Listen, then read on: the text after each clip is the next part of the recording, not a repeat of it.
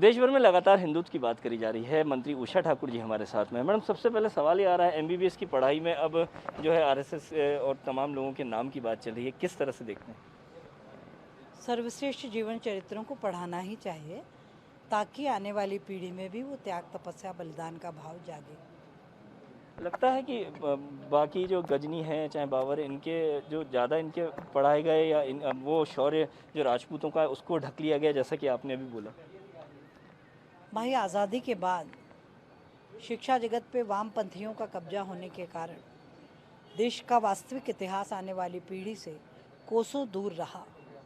त्याग तपस्या बलिदान का, राजपूतों का इतिहास, सिख गुरुओं का इतिहास, एंशियंट हिस्ट्री, सारी की सारी नदारत जब दिखती है तो आने वाली पीढ़ी को यदि राष्ट्रभक्ति से सराबोर कर रहा है तो उन्हें ये सब पढ़ाना ही होगा। भगवाकरण की बात लगातार बार बार आती है कि भगवाकरण हो रहा है, हर चीज़ का भगवाकरण बीजेपी कर रही है। भाई देखिए, भगवाकरण यानी त्याग तपस्या और बलिदान, भोग कम और त्याग ज़्यादा, ये संदेश है भगवा का। तो ये तो नैतिक मूल्यों को संजोने वाला संदेश है, और जब तक हर व्यक्ति भगवाकरण के इन नैतिक मूल्यों को अपने भीतर समाहित नहीं करेगा, तब तक देश, दुनिया और विश्व में शांति कैसे स्थापित हो सकती है। आपने बयान भी दिया था अभी थोड़ी देर पहले कि दुनिया का भगवाकरण होना चाहिए। क्यों होना चाहिए दुनिया में भगवाकरण? ताकि मनुष्य मात्र श्रेष्ठ गुणों से परिपूर्ण हो।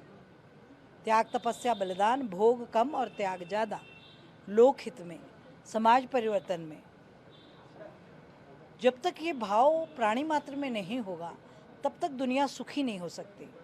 और 21वीं शताब्दी फिर जगत गुरु भारत की है, तो इन गुणों से तो सराबोर सबको होना ही होगा। दुनिया का भगवाकरण जरूरी है। यदि सबको सुखी रहना है तो, क्या यदि सबको सुखी रहना है तो मोहन भागवत जी के बयान को लेकर क्या कहेंगे? उनके बयान को लेके हम लोग क्या कह सकते हैं। हम उनके हमारा जो मार्ग है चलने का, जो हमारे प्रेरणा के स्रोत हैं, वो तो 100% मानवता के हित में उनका हर बयान है। उन्होंने कहा है तीसरी चौथी पीढ़ी जो है हिंदुत्व की है, ऐसा। ये तो प्रमाणों ने सिद्ध कर दिया कि हर जितने मुस्लिम्स हैं हिंदुस्तान में, यदि वो अपनी चौथी पांचवी पीढ़ी को देखेंगे तो वो सब कहीं ना कहीं, मैं आपको इंदौर के आड़ा बाज़ार में कई ऐसी दुकानें बता सकती हूँ जिसके दादाजी का नाम कुछ था, वो अभी कुछ और है। अंतिम सवाल, जावेद अख्तर का बयान जिस तरह से देश के लिए आया है, देश के लिए। ये बहुत दुखद है। जिस देश में आप पले बढ़े, जहाँ आपने यश कीर्ति कमाई, उसकी तुलना आप ऐसी जगह से करना चाहते हैं जहाँ मानवता शर्मसार हो रही है, जहाँ माता बहनों के किस दुर्दशा को पूरा विश्व देख रहा है। मानवाधिकार मौन है।